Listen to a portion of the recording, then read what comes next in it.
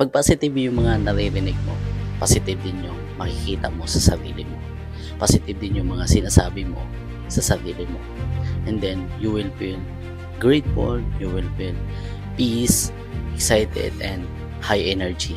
Ngayon, pag nagtitake ka na ng action at ginawa mo na yung mga dapat mong gawin, is masaya ka at magaan lang siya sa'yo. Kasi open na yung heart mo to any possibilities.